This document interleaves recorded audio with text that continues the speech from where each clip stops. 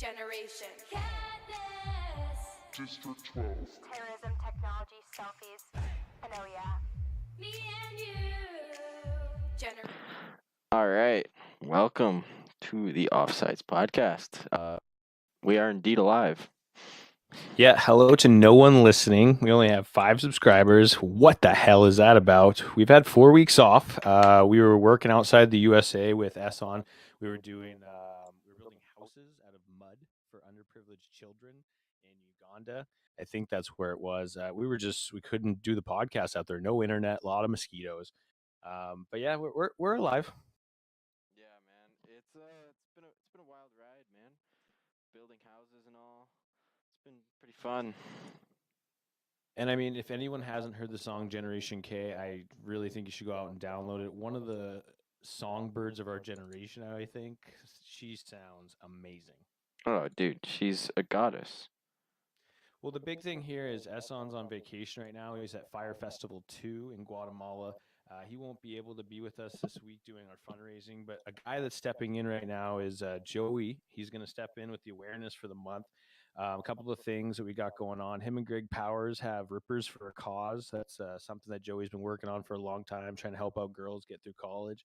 Another thing that he's been doing is a community Plan B candy bowl. Pretty crazy out there with Joe.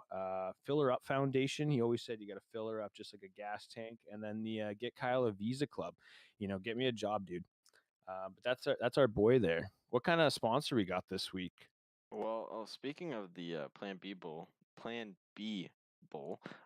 today's unofficial sponsor is actually Plan B for getting me out of some tight situations. Yeah, it's always a good buy. Candy bowl, like I said, Joey's idea. Great little thing to do. Just have it right by the bedside. Oh, exactly. Such a great move. One thing I was seeing today, a nice little meme I got is rent due, lights due, car note due, insurance due, Mountain Dew, Baby Shark do. And I think that's fucking hilarious. So I just wanted to throw that out there. Whoever made that up, you're awesome. No, dude, I saw that on Twitter earlier today. That was actually kind of funny that you brought that up. Yeah, you saw it before me. All right. Someone that we're not going to the next thing, but this is about someone who we haven't really talked about lately. It's just kind of an update on our main man, Lewis Smith. He's part of this like I don't even know what you call this, but like he kind of reposted this on his timeline on Facebook, and it says, "Namaste, everyone. 5 to 8 p.m. tonight at Juicy Beats. Are you ready to explore, expand, pay, and connect through movement? Please join myself and Michael for a co-hosted event, Play Shop, and Journey through bodily motion. We will explore interpersonal ecstatic flow before expanding out into a connective outer flow and ending in a full movement jam. We are happy to say that we will have this blessing the space. Sarah, Mystery, and Cheetah. Those sound like stripper names. I'm sorry, but Well, if he wrote this, it sounds like Joey's brother wrote it. Like, he looks like he's a sheik or something. I don't know what's going on with this Lewis guy. I hope he's taking a shower since we put him on blast. Yeah, honestly. I'm still pissed that we never got to play for a grand. That really made me mad because we're going to go one-on-one for a grand, and I might not be the best player, but I was going to put that dude in a body bag. I was going to rock him, sock him robots with that fucker. Yeah. Oh, man, a grand would have been nice right now. I'd just be bathing in ones. The best part about this post is at the end it says, "Please message me if you would like to play." Like to play. God damn it. These fucking Europeans. Yeah, I have no idea. All right. So we have an interesting story about prosthetic legs, and there was a ex-NHLer, AHLer named Craig Cunningham who has a prosthetic leg. Here's a nifty photo of him skating. And Kyle has a great story about a guy with a prosthetic leg. Yeah, so similar to this, but in full gear, right? Like, it wasn't like shiny and showing off. But I was playing in a stick and puck or drop in here in Austin, Texas. Shout out live on location. I was playing out there and I was just feeling it. I was just buzzing around on the ice. Felt like it was going tape to tape, ripping it up. No one else could skate. So, anyways, I see this guy. I'm coming down a few times. I'm putting it between his legs, dangling him, going, doing stuff I'd never do in a game, but you're messing around with the old guys, right? And then I get back to the bench, take a break, and one guy comes up to me. He's like, "Hey, man, you know he has a prosthetic leg, right?" So I'm out there dangling the shit of this guy that can barely do anything, and I'm like, "Oh my god, I feel like such a dick." But yeah, that's not one of my most glorious times, but didn't have it all shiny like that, so I didn't know until the end. But yeah, good little story. Prosthetic leg dangles. I mean, it's the only people you can dangle now, besides Mhm. kids. Yeah, all those kids, dude. You're washed Get my up. confidence up. You're washed up. All right. Into some. Oh shit! My phone just went off. Steven Piscotty just hit a 3-run homer to tie the Red Sox. No one cares. It's baseball. I know, dude. Why do you think they call it America's pastime? Because it's the It's pastime between America's hockey nap season. time. Dude, it's pastime between hockey seasons. Shoot me in the face. All right. Hockey news wise, Jamie Benn sucks. Like, literally sucks. This, statistically speaking, this is going to be his worst season since his rookie year, point wise. He has 27 goals and 52 points in 77 games. I think it's the in the crease, just like voodoo that they have from back in the day with the Dallas Stars. They've been garbage since they won that cup in the crease, and yeah, Jamie's been on a little slump, especially after the GM or no, not the GM, the owner there called him out. I was like, oh shit, he's about to rip it up. Yeah, I thought he'd be in like 20 fights by the end of the year and 100-point club, but whatever. Sagan's ripping it up for him though, but Jamie, step it up, bud. Yeah, I was looking at their stats earlier, and they have, I think, 5 players over 30 points. I don't even know how that's a playoff team. They're literally getting carried by Hudobin and Bishop, even though both of them have been slightly mediocre all year. Yeah, they're sneaking in. Yeah, but what was I gonna say? Fuck, forgot. Oh, the Dallas Stars winning the cup. They had some guy named Mike Modano. I mean, he's washed up. He's not good anymore, but he was pretty. He won them a cup. Yeah, who's sick? But Brett Hull was in the crease, and that's some bullshit. Yeah, that's true. All right. Got some playoff matchups. So this graphic was brought to you by MoneyPaccom. This is also the unofficial sponsor of today's video. But Pittsburgh got a high chance, 98.84% to make the playoffs. Colorado's a 97, Carolina 87, Columbus 68, Montreal 44, and Arizona's at a solid 2.54%.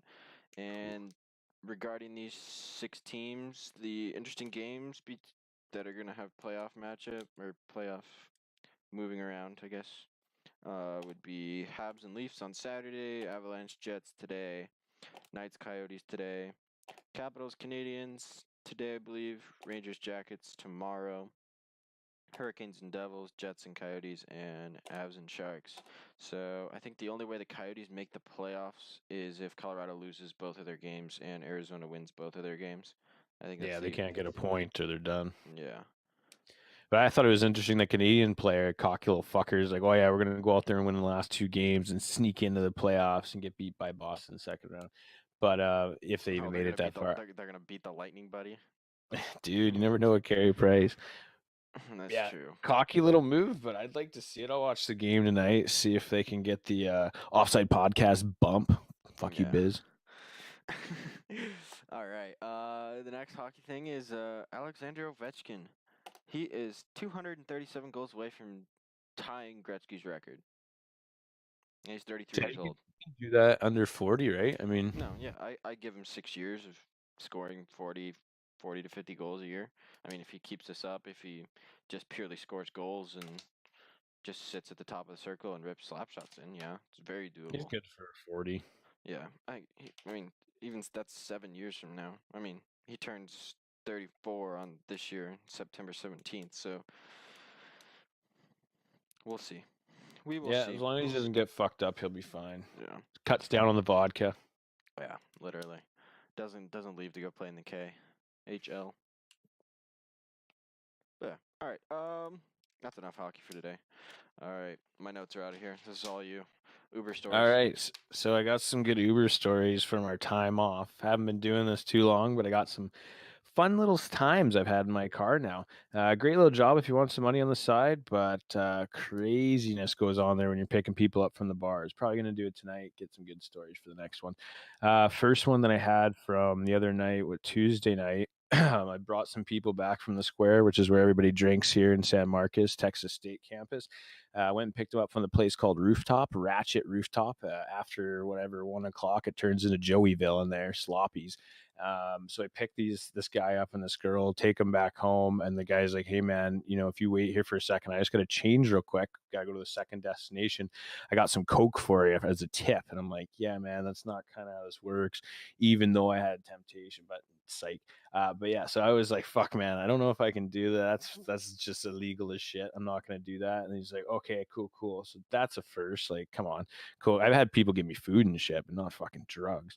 You should have taken it and Another sold it to TJ Roche. TJ Roche it up.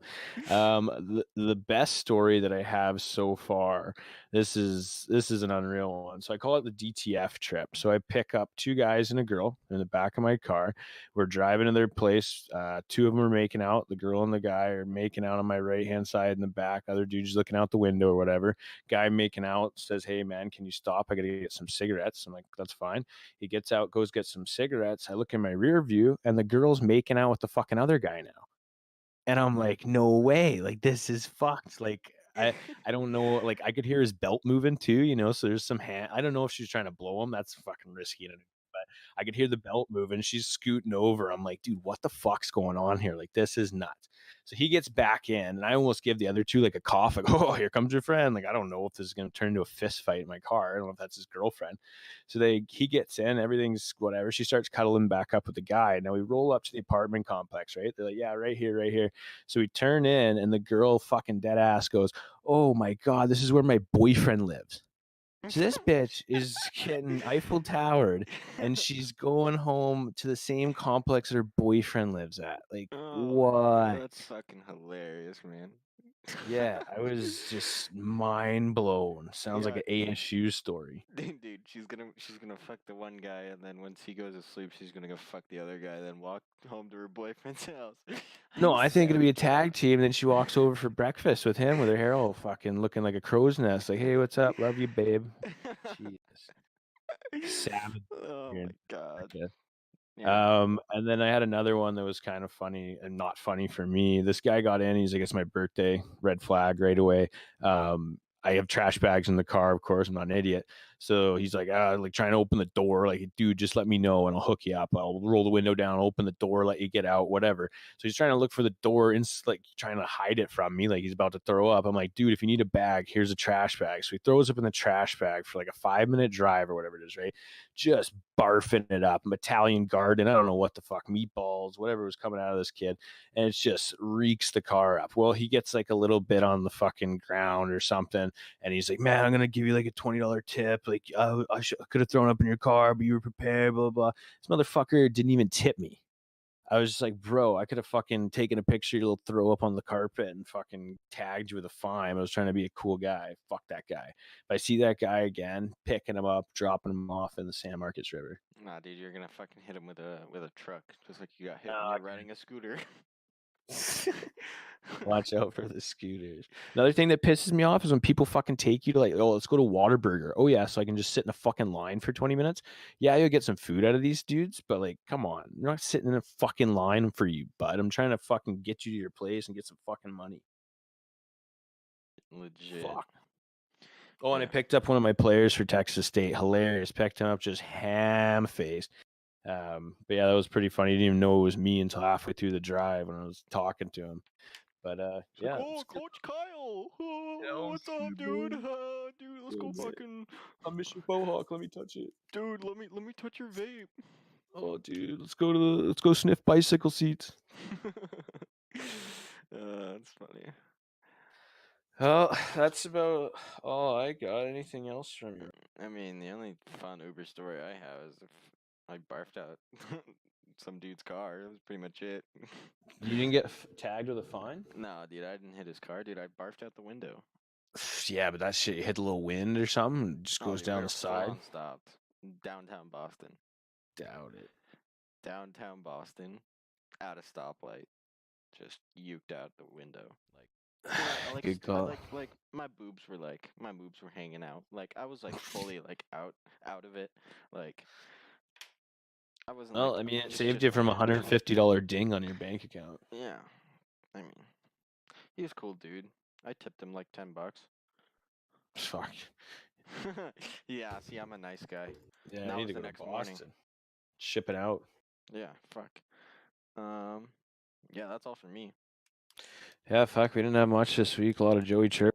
But yeah, shout out to Dustin, the guy I do lessons with, and Chaparral Ice for allowing me to stay at that rink and not get banned like the other one at Stupid Pond. Yeah. All right. This picture of Joey is just one to put up again, and yeah, that's it. Beautiful. All right. All right, goodbye, Joey. Love you. Bye bye. All right. Bye bye.